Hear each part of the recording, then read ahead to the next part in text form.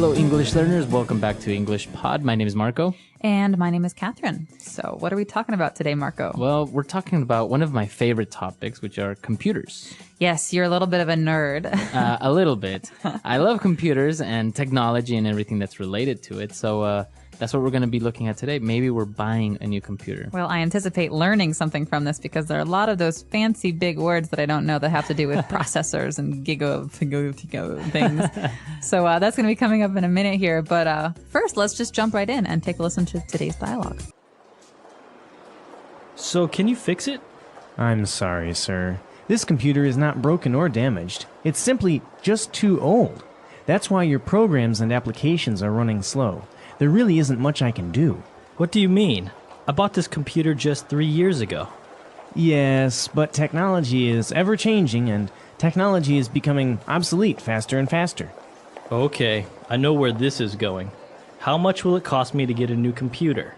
Well, this desktop over here is our latest model. It has a 4 gigahertz processor with 16 gigabytes in RAM and a hard disk with 1 terabyte. Of course, it includes a mouse, keyboard, and desk speakers. I have no idea what you are talking about. I just want to know if it's good, and if I'll be able to play solitaire without the computer crashing or freezing all the time. This PC is top of the line, and I guarantee it will never freeze. If it does, we'll give you your money back. All right, we're back. I think it's a very typical case. You go in to get something fixed, and they say, we can't fix it. You need a new one. Yes, and not only a new one, but a bigger and better and faster one. And more expensive, obviously. Obviously. It's called the upsell. The upsell, yeah. All right, so there were some very difficult words, I think, because they're very specific related to technology and computers. So why don't we look at those now in Language Takeaway? Language takeaway. All right, so the first word we have today is when something is no longer in use. Okay, so this word is obsolete. It's obsolete. Obsolete. And we're not just talking about like, oh, I haven't touched that pen in like 10 years. We're talking about a piece of technology that is no longer useful because there's something else that can do a better job. Right. And actually, not only with technology, we also have words that are obsolete, right? Mm-hmm, exactly. Like thy or thine, you or yours. Classical English. We don't use thy anymore. No. But thou art very summary today, Marco. We don't use that anymore. That's obsolete English, right? Or obsolete words. Exactly. So obsolete means it's no longer of use. We have better and newer things in its place. All right. And now moving on, when the salesman was describing the characteristics of the computer, he used some prefixes that were a little bit strange, right? Like, for example, giga. Giga what? Giga. All right. So these are actually prefixes that have to do with numbers. And so this is not just a computer thing. This is a math thing or a science thing. So, okay. So we've got 3 different prefixes. A prefix is something we tack on at the beginning of a word. So we have hertz or byte, right? These are little bits of a computer, byte. Right. So you have like megabytes. Megabytes we've all heard before. That's the smallest here. We've got megabytes, but bigger than mega, we've got gigabytes. A giga. Yeah. So now, for example, the hard drives are 250 gigabytes. You might even hear someone say gigs. You've got a Gigs, 250 gig hard drive. Yeah. But what's bigger than giga? Now it's the terabyte. Ooh, tera. It sounds like boom, boom, boom, boom. Yeah, Huge. I actually wondered what would happen after gigabyte, because it's so much information already, and now it's the terabyte, so it's like 1,000 gigabytes. So that's like 200 movies. That's probably more than that. It's amazing the amount of Yeah. storage you can have and how small it actually is. So mega, giga, tera, going Right. from littlest to biggest. All right. And, well, he described a 4 gigahertz processor. Okay, so the processor is our next word, and this is actually something that that determines how fast your computer is going to run. So it comes from the word to process, right? Right. To like calculate or to think. Do even. To do. So you have different examples like a word processor. Right, so it's like Microsoft Word. It allows you to make Word documents. You can also say to process data. You're trying to calculate it. But in this case, a processor is like a little brain that's the center of the computer, and that's where all the information gets processed. Yeah, so it's the brain of the computer, essentially. And the bigger it is, the faster it can go. Exactly. And, well, if you don't have a very good processor, your computer is bound to freeze. Ooh, okay, so freezing is another key word, especially when talking about computers. This one drives me nuts. To freeze, it means to stop moving. Right. So, well, it has a couple different meanings. You might have heard it about ice before, but to freeze here, we're talking about stopping moving. So we have a game called freeze tag, where if I touch you, you have to stop running. Right. But here we're talking about a computer freezing. I'm moving my mouse and I'm typing, and all of a sudden, It doesn't work my anymore. mouse doesn't move. I can't close or open or do anything, and it's really frustrating. It's very, especially if you're doing something and you didn't save your work, it's gone. Right? So if your computer freezes, then usually you have to restart it or turn it off or not. So that is about it for those words, but let's take another listen and slow the dialogue down this time so you can catch some of those big words. So can you fix it? I'm sorry, sir. This computer is not broken or damaged. It's simply just too old. That's why your programs and applications are running slow. There really isn't much I can do. What do you mean? I bought this computer just 3 years ago. Yes, but technology is ever-changing, and technology is becoming obsolete faster and faster. Okay, I know where this is going. How much will it cost me to get a new computer? Well, this desktop over here is our latest model. It has a 4 gigahertz processor with 16 gigabytes in RAM and a hard disk with 1 terabyte. Of course, it includes a mouse, keyboard, and desk speakers. I have no idea what you are talking about.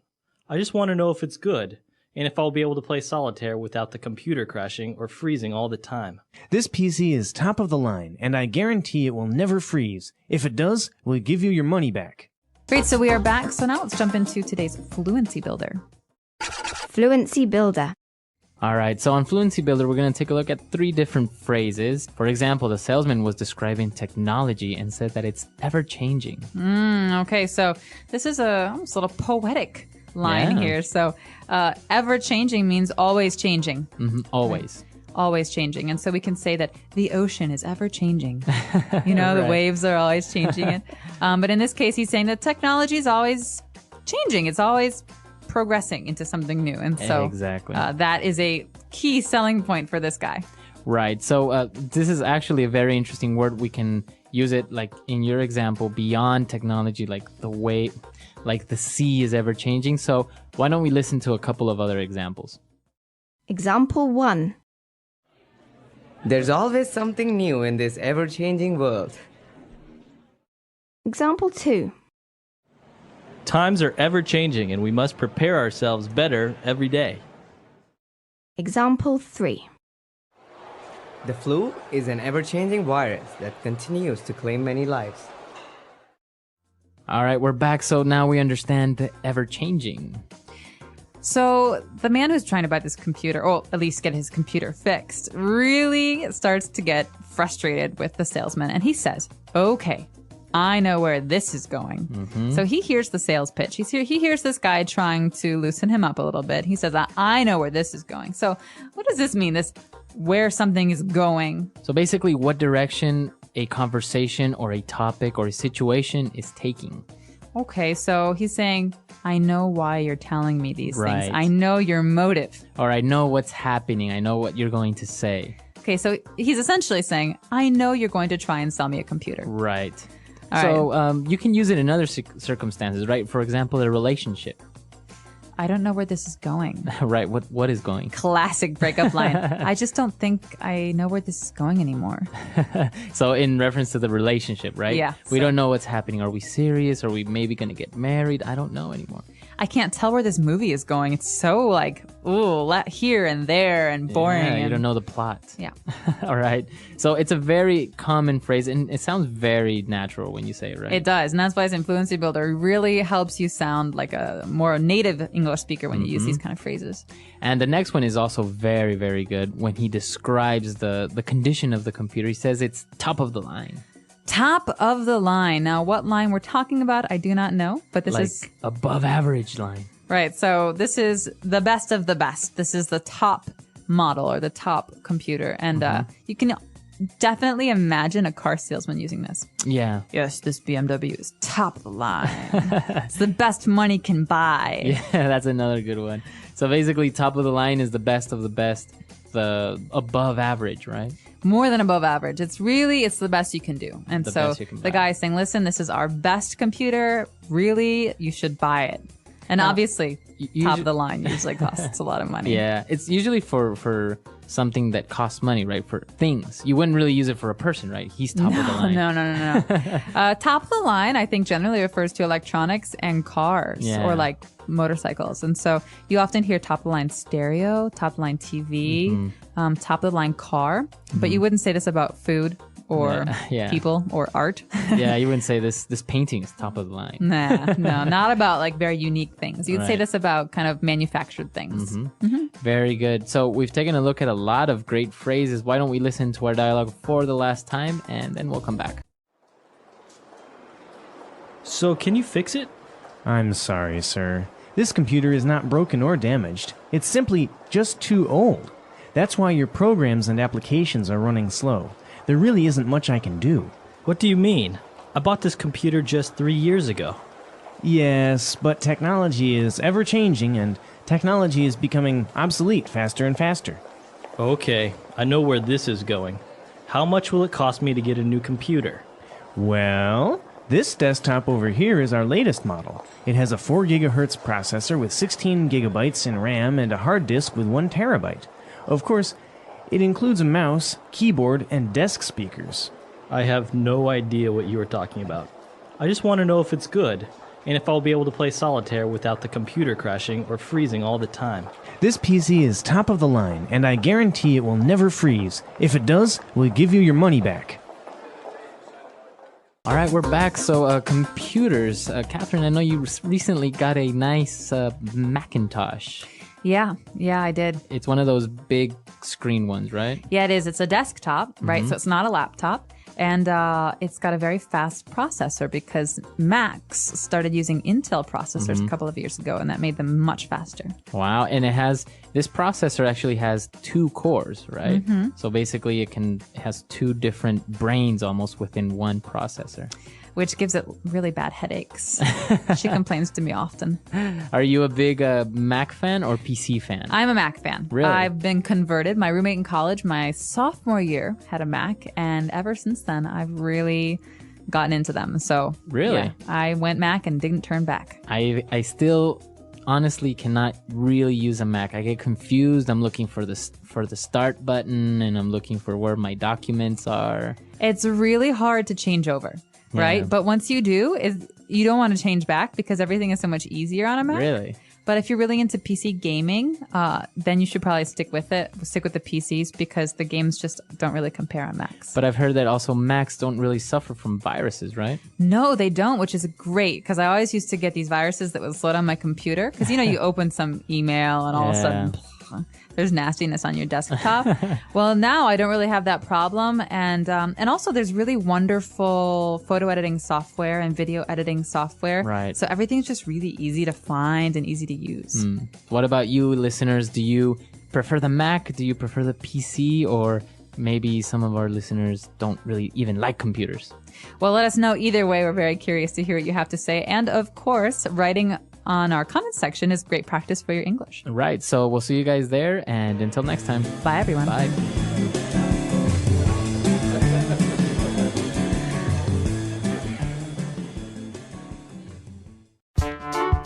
The English Pod Audio Review.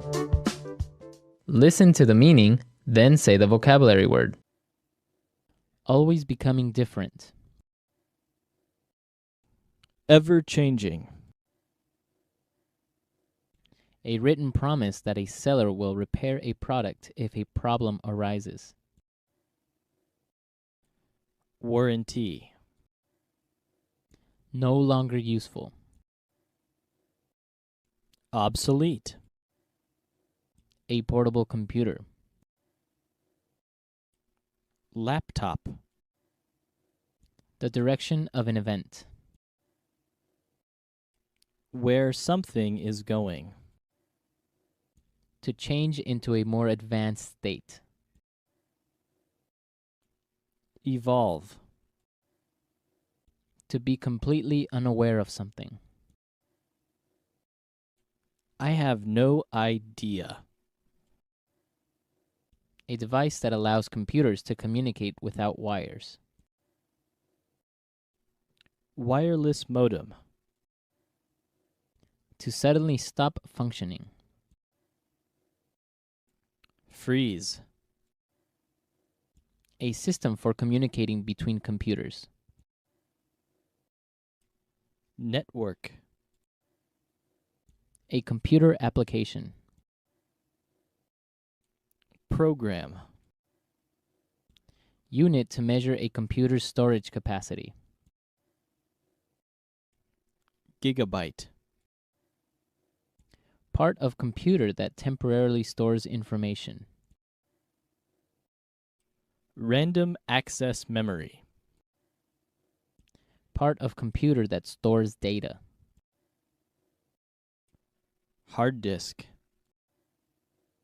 Measurement of computer processor speed. Gigahertz. Device in a computer that manages operations. Processor.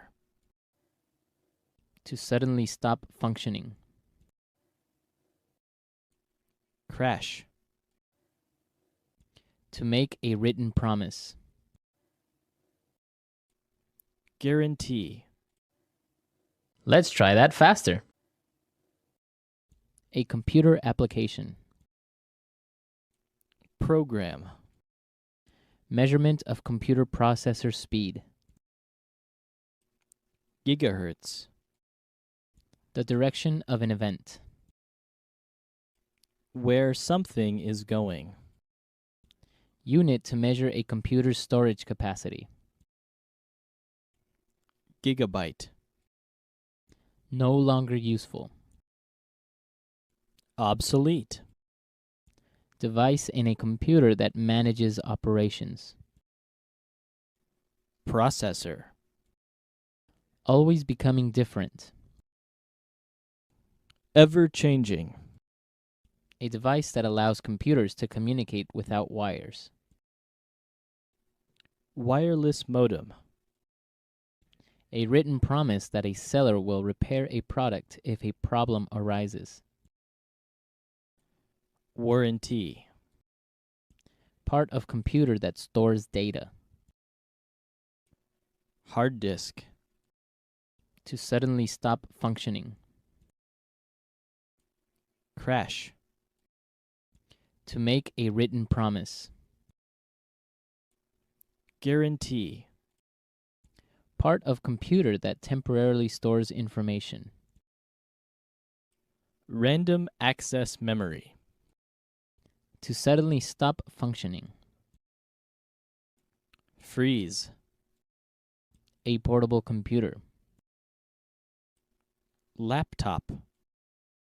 To change into a more advanced state. Evolve. A system for communicating between computers. Network. To be completely unaware of something. I have no idea. Now say the word and hear it in a sentence. Ever-changing.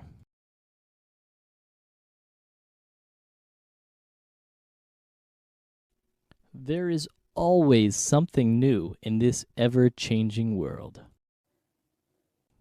Ever-changing.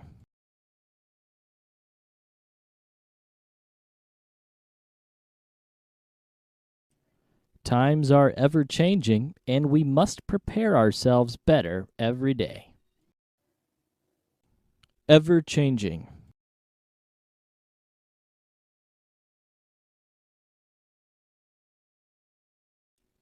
The flu is an ever-changing virus that continues to claim many lives. Obsolete.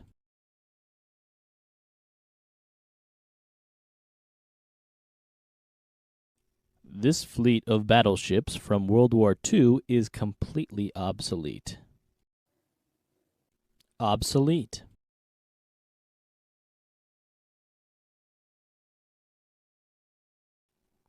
Broom is an obsolete word that means mist or fog.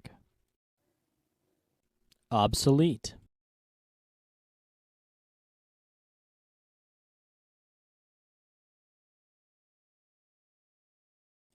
A VHS is a device that is practically obsolete nowadays.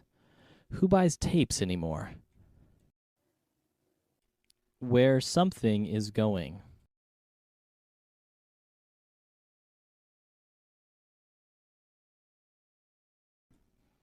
We fight every day. I don't know where this relationship is going. Where something is going.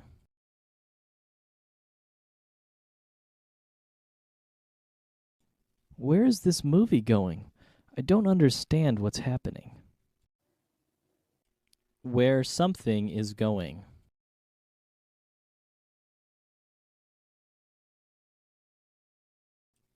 You want to do what? Where are you going with this conversation? I have no idea.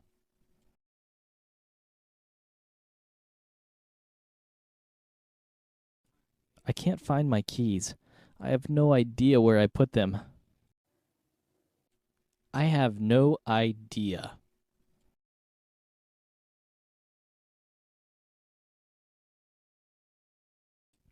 I have no idea where Tom went. Maybe he's in the bathroom? I have no idea.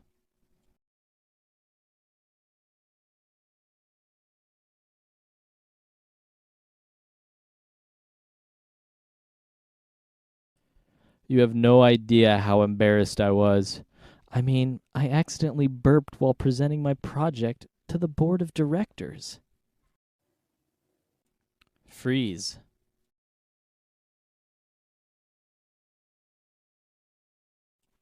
If your computer freezes, you'll have to shut it down.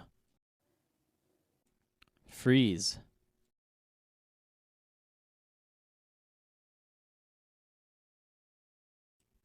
Something is wrong with my mobile phone. It keeps freezing. Freeze.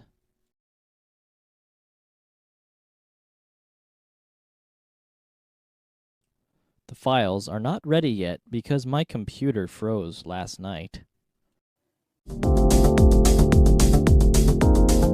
Hello, everyone. Welcome to another great lesson with us here at English Pod. My name is Marco. And I'm Erica. And today we're going to be talking about an ER, an emergency room. Exactly. We're bringing you our very own ER drama here at English Pod.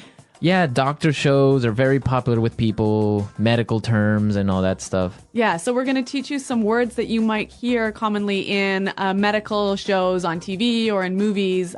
This is really common language in television. Or even at a hospital, right? Well, yeah, but let's hope our listeners don't have to face this.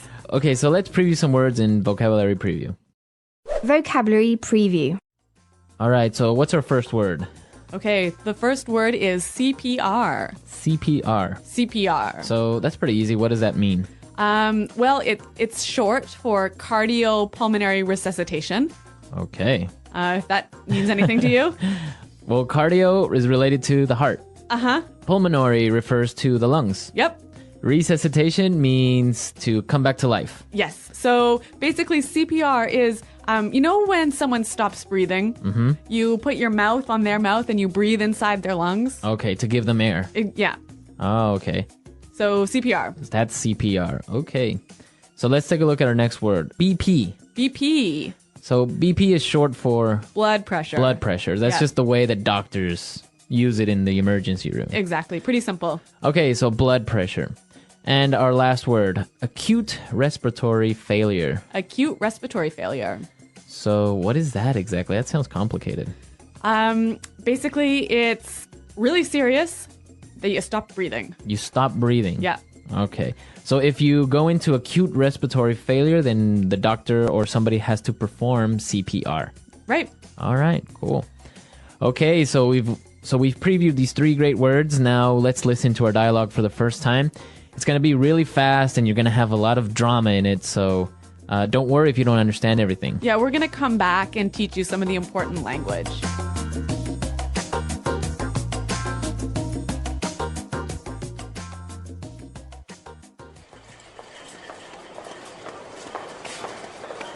Help! Are you a doctor? My poor little Frankie has just stopped breathing. Oh my gosh, help me. I tried to perform CPR, but I don't know if I could get any air into his lungs. Oh, Frankie! Ellen, get him hooked up to a monitor. Somebody page Dr. Hauser. Get the patient to hold still. I can't get a pulse. Okay, he's on the monitor. His BP's falling. He's flatlining. No! Frankie! Doctor, do something! Someone get her out of here. Get me the defibrillator. Okay, clear? Again, clear? Come on, damn it, I'm not letting go of you. Clear! I got a pulse.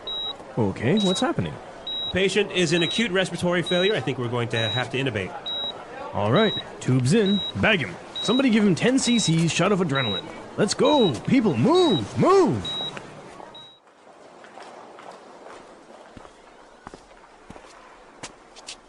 Doctor, oh, thank God. How is he? We've managed to stabilize Frankie, but he's not out of the woods yet. He's still in critical condition. We're moving him to intensive care, but... Doctor, just do whatever it takes. I just want my little Frankie to be okay. I couldn't imagine life without my little hamster.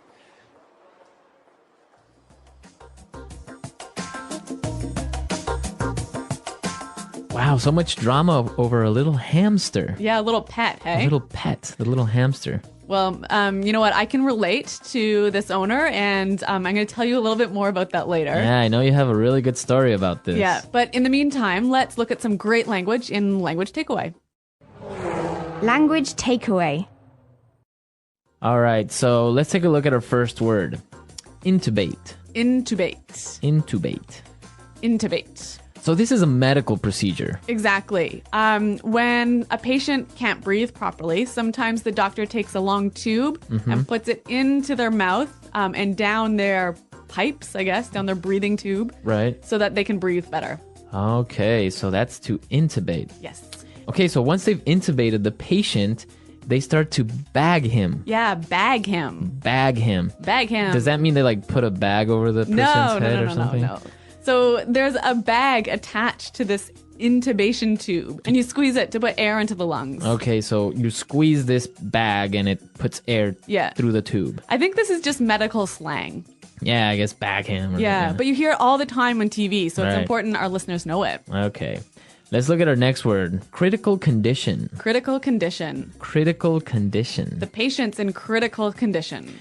This condition means it's serious. Right. If a patient is in critical condition, they're either really, really hurt or really, really sick, and they could die pretty soon. Okay.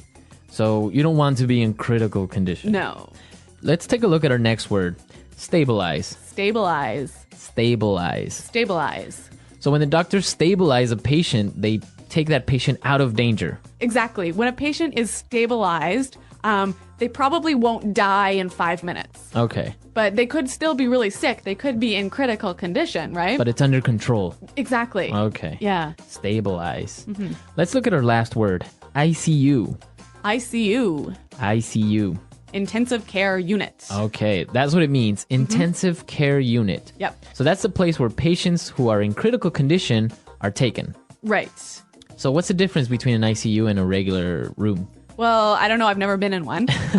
But I think like patients are monitored regularly. And I think there's, maybe there are more nurses and fewer patients. There's just a higher level of care. A higher level of care. Yeah.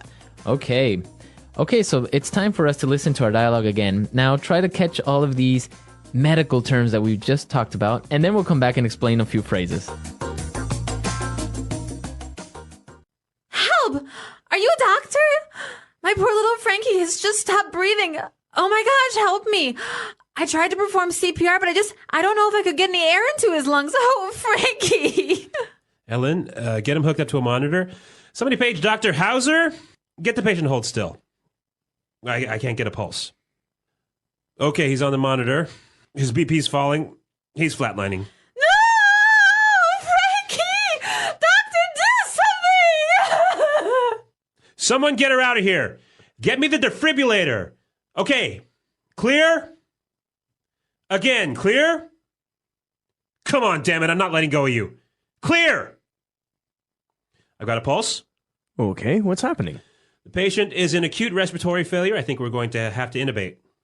All right, tubes in, bag him. Somebody give him 10 cc's shot of adrenaline. Let's go, people, move, move!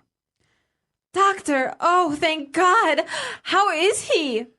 We've managed to stabilize Frankie, but he's not out of the woods yet. He's still in critical condition. We're moving him to intensive care, but... Doctor, just do whatever it takes. I just want my little Frankie to be okay. I couldn't imagine life without my little hamster.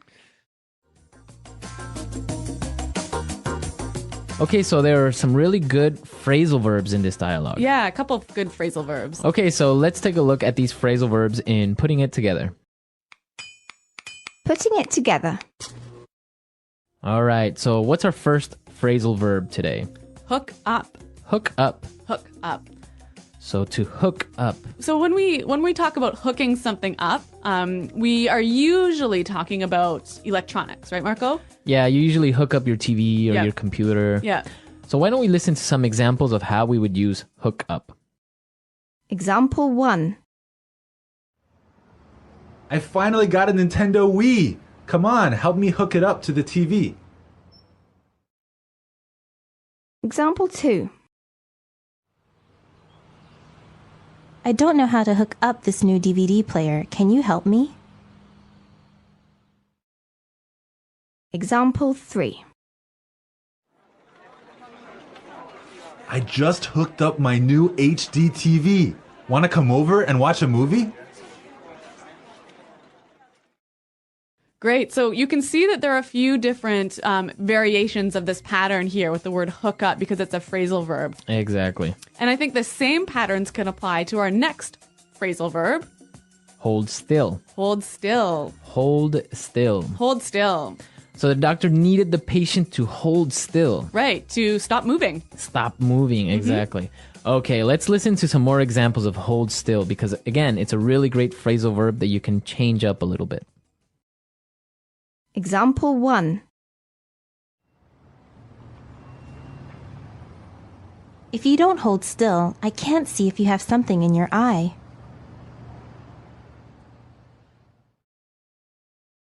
Example 2. Hold still while she cuts your hair, or else she might make a mistake.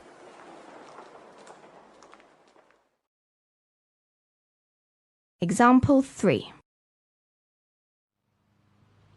Hold still. You have a bee on your back. Okay, hold still. Great word. Yep. All right. One final phrase for you. Out of the woods. Out of the woods. Out of the woods. Out of the woods. So when someone's out of the woods, they're... Free from danger. Safe. Okay, safe. Yeah.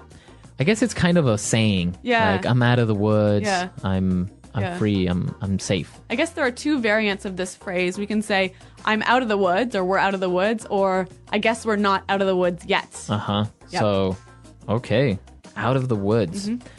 Okay, so now it's time for us to listen to our dialogue again. And when we come back, Eric is going to tell us about her ER story.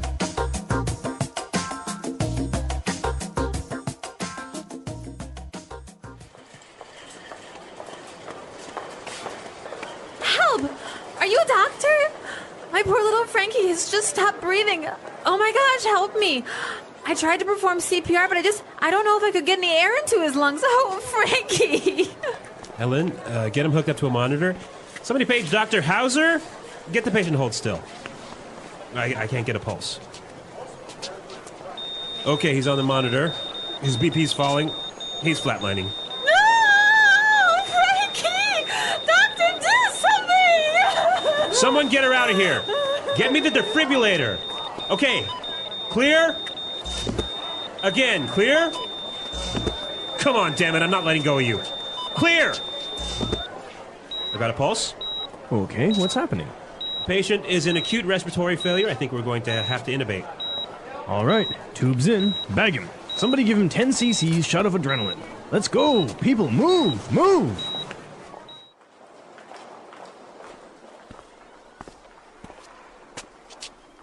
Doctor, oh, thank God. How is he? We've managed to stabilize Frankie, but he's not out of the woods yet. He's still in critical condition.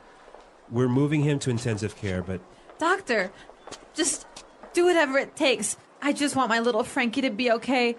I couldn't imagine life without my little hamster.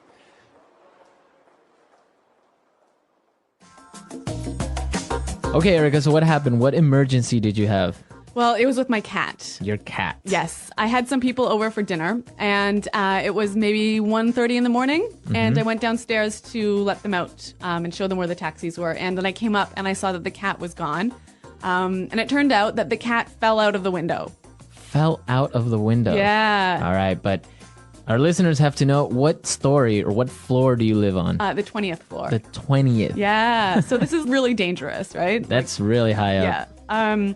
So I went outside and I was calling for my cat and I was like, Mr. Finn, where are you? How did you know he fell out? I just knew. Yeah? Yeah. Mother's instinct. I guess so. And so he was calling back to me, and so I picked him up and brought him to the house, and then we had to bring him to the vet, and it was 2:30, 3 in the morning at this time, and the vet was like not very happy that we woke him up out of bed.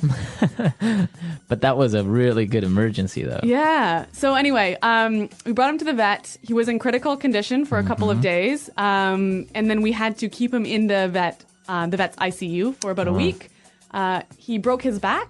He broke two of his legs. Wow. Yeah, and so he was in the hospital for 3 weeks, and then at home on bed rest for another 3 weeks. Wow. But now he's good as new. Good as new. Yeah. He used up one of his 7 lives. Yes, 9 lives. Nine. Yeah. I think maybe 8 of his 9 8. lives. He's only got one left. Yeah. Wow, that's an interesting story. I guess that's the inspiration under this dialogue. Exactly. Sometimes we Anglos really treat our cats and our hamsters and our dogs like they're our children. Yeah, yeah. No, that's good. Yeah. Well, I'm glad Mr. Finn is okay and he's walking and good as new. Yep, good as new. So maybe our users have some stories about their pets Yes. being taken to the hospital. I want to hear. Yeah, that should be interesting. I've never had a pet actually break a leg or anything, so don't have any pet stories this time. I'm Tom, and I'm happy you're here. In this episode, I speak slowly. I use clear, simple words. And I repeat ideas so you can shadow my voice, practice your speaking, and build your confidence step by step. Today, we will talk about how to describe your day in English.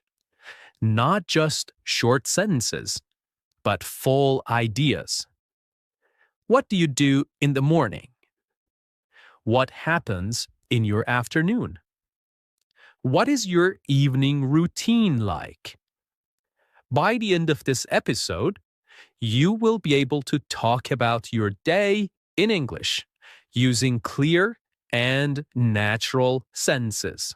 Let's begin. Why is it important to practice talking about your day in English? It's important because your day is real. It's something that happens to you every day. You know it well. You don't need to search for words or ideas. You don't need to talk about history, science, or politics. You just need to talk about your life. You can say what time you wake up, what you eat for breakfast. You can say if you go to work or stay at home. You can say how you feel, tired, busy, happy, or relaxed. And here's the best part. When you describe your own day, you're practicing real English, useful English, English that you can use with other people in real life. You don't need to be perfect. You just need to try. When you talk about your day, you begin to think in English. You begin to speak more naturally. You use simple, complete sentences. you stop translating in your head and you feel more confident when speaking. Let's take an example. Imagine you are meeting someone new. They ask, "What did you do today?" What did you do today? If you've practiced talking about your day before, you can answer. You can say, "I woke up at 7. I went to work. I had coffee and answered emails. In the evening, I made dinner and watched TV." Now, that's a full conversation. That's real communication. And that is your goal. Even if you are alone, even if you're not in an English class, even if you are shy, you can still practice speaking English by talking about your day. So, whenever you don't know what to say, start with something simple. What did I do today? What time did I wake up? What did I eat? Where did I go? What did I do in the evening? These are good questions. They help you remember vocabulary. They help you build strong English habits. They help you think in full sentences without stress. You can do this in the morning to talk about yesterday. You can do this in the evening to review today. You can even record yourself and listen back. The key is to keep it simple. Use the English you know. Don't worry about mistakes. Just speak. And the more you practice, the easier it becomes. 1 sentence today, 2 sentences tomorrow, a whole story next week. So today, let's build that skill together, step by step, word by word, one real sentence at a time. Okay, let's start at the beginning of the day, the morning. Morning is a very important part of your day. It sets the mood. It gives you energy. And it's a perfect time to speak and think in English, even for a few minutes. Now, let's practice some simple morning sentences together. Repeat each one slowly, just like shadowing. Let's go.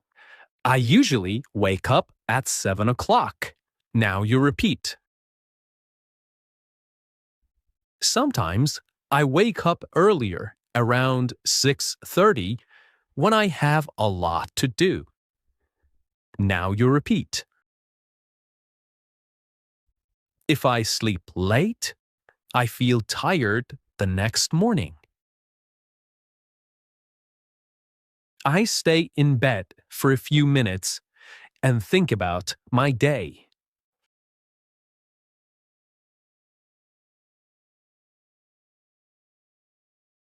I like to take a deep breath and stretch my arms and legs.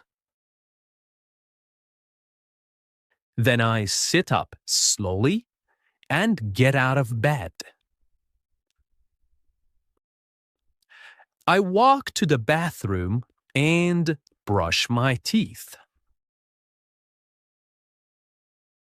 I brush slowly and carefully for 2 minutes. Then I wash my face with cold water. It helps me feel awake.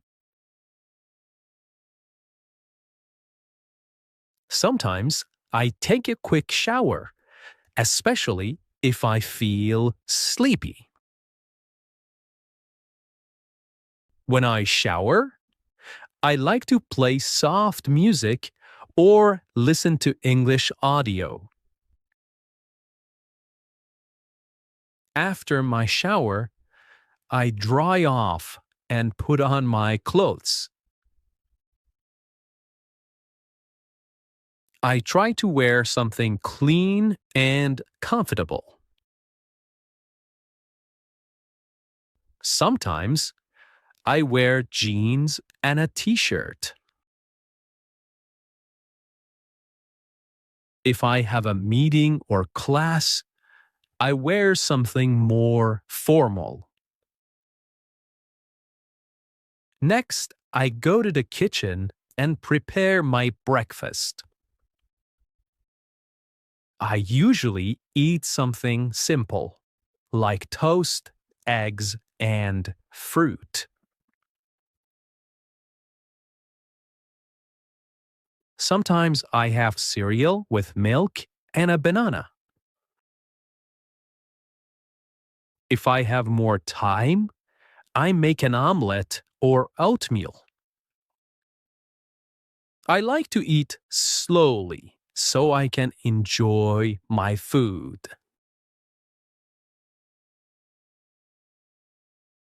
I drink coffee most mornings. Sometimes I drink green tea because it feels light and fresh. While eating, I sometimes watch a short video or check the news. Other days, I just enjoy the quiet and listen to birds outside. Before I leave the house, I check my phone. I look at the time and read my messages. I check my calendar to see if I have any meetings or appointments. I pack my bag with everything I need: my phone, notebook, keys, and water bottle.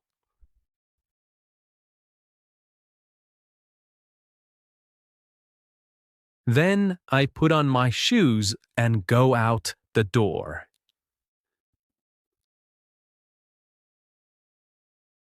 Okay, let's shadow a story. My morning routine. In this part, I will tell you a short story about my morning. You can listen, then shadow each sentence. You can pause after each line to repeat it slowly. Are you ready? Let's begin.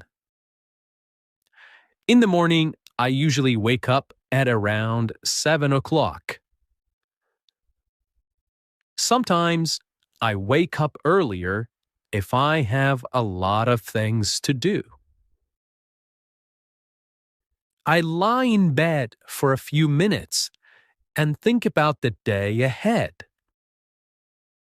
I stretch my arms, yawn a little, and slowly get up.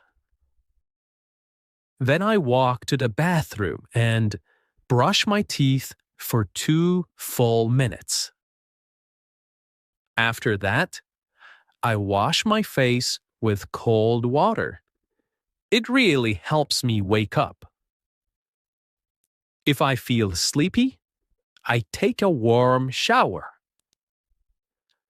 I often listen to relaxing music while I shower. It helps me feel more calm and focused. After the shower, I put on clean clothes and check my hair in the mirror. Next, I go into the kitchen and start making breakfast. I usually eat 2 pieces of toast with butter and jam, and sometimes I add a boiled egg. I drink a large cup of coffee. That's very important to me in the morning. While eating, I sit by the window and look outside. Sometimes I hear birds singing and I enjoy the peaceful moment. Before I leave the house, I check my phone. I look at the time, my to-do list, and my schedule for the day. Then I prepare my bag. I make sure I have everything: my phone, my wallet, my notebook, and sometimes a snack. Finally, I put on my jacket and shoes, open the door, and step outside to begin my day. Okay, let's say a few final practice sentences together. Again, you can repeat right after me. Every morning is a little different, but I try to follow a good routine. When I start my day with English, I feel more focused. I'm proud of my progress, and I will keep going. Now let's move to the afternoon, the middle part of the day. Many people are busy in the afternoon. Some people go to work, some go to school, some stay home and take care of the house or family. Whatever you do, the afternoon is a good time to use English. Even if you're busy, you can still listen. You can still repeat. You can still practice, even for just 5 or 10 minutes. Let's learn some common sentences together. Try to repeat after me, slowly and clearly. After lunch, I go back to work. Sometimes I feel a little sleepy after I eat. I check my emails and answer the important ones first. I often read messages from coworkers or classmates. I usually have 1 or 2 meetings in the afternoon. Sometimes I meet with a client or my manager to talk about tasks. If I work from home, I sit at my desk and open my laptop. I type reports or prepare presentations. I also look at my calendar to see what I need to do next. I like to keep my desk clean and organized. It helps me think clearly.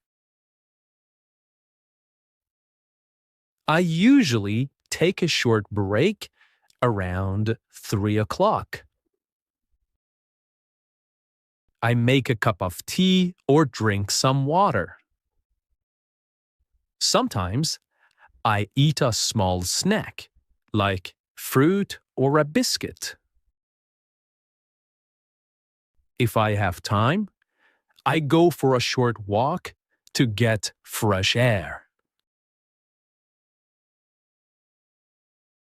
Even 10 minutes outside helps me feel better.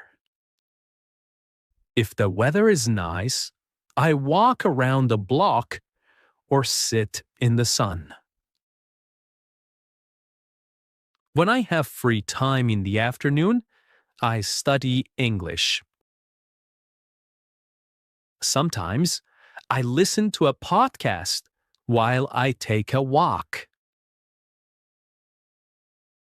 Other times, I read a short article or story online. I also watch slow English videos to help with listening. I repeat short phrases out loud to practice speaking. Shadowing helps me speak more fluently and clearly. Before I finish work, I write down what I did. This helps me stay organized and ready for the next day. Sometimes I write one new word I learned today. I like to review my English notebook before I stop for the day. I will now tell you a story about my afternoon. You can listen, pause, and repeat after me. Try to copy my rhythm and tone. This is a great way to shadow and learn. After lunch, I usually go back to my desk to continue working. I check my emails and write a to-do list for the afternoon. I often have a video meeting with my team. We talk about what we finished in the morning and what we will do next. The meetings are usually short, about 30 minutes. After the meeting, I take a short break. I walk to the kitchen and make a cup of tea or black coffee. I drink slowly while standing near the window. Sometimes I step outside for some fresh air. If I have free time, I use it to study English. I usually listen to a podcast like this one, or read a short story. Sometimes I watch a video where the speaker talks slowly. I pause the video and repeat the sentences. This is shadowing. It helps me speak more naturally and understand better. Before I stop working for the day, I write down a short summary of what I did. I also write one sentence in English to describe how I feel. For example, I finished all my work today and I feel proud. I didn't study much today, but I will try again tomorrow. This helps me reflect and stay motivated. Okay, now it's your turn. You can pause this episode for a moment. Try to talk about your afternoon, just like I did. What do you usually do after lunch? Do you go to work? Do you go to class? Do you stay at home and rest or study? Use short sentences. It's okay if it's just 3 or 4 lines. The goal is to speak, not to be perfect.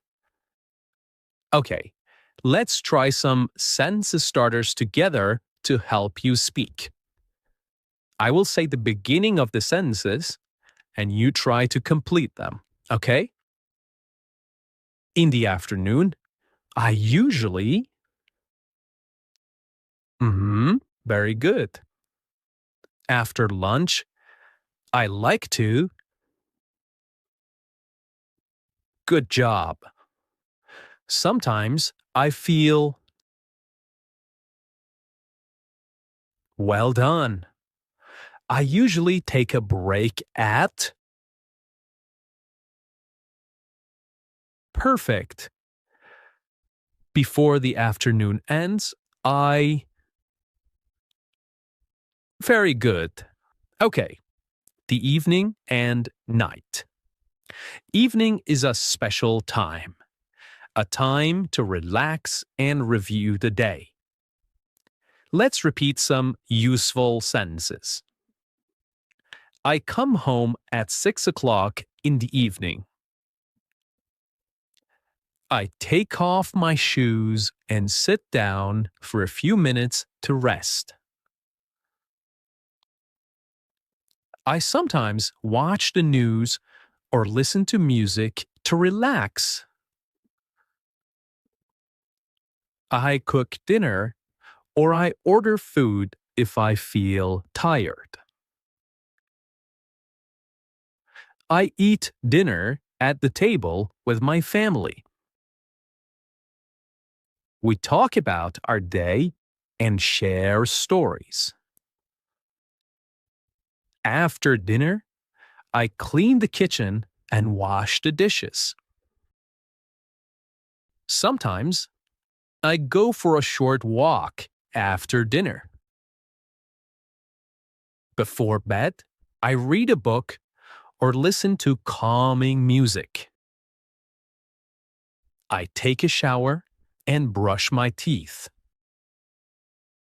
I go to bed around 10:30 or 11.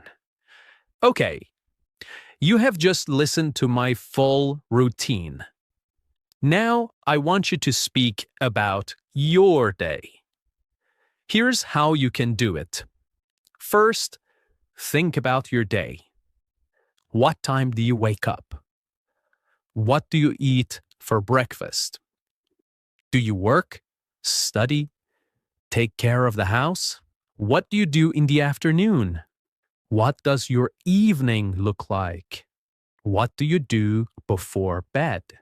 You can speak about today, or you can talk about a typical day, a normal day. Great work today. You listened to a full diary routine. You practiced new vocabulary.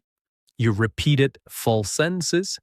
And most importantly, you tried to speak in English. This is real progress. You're not just studying English. You are using English. You are living in English, one sentence at a time.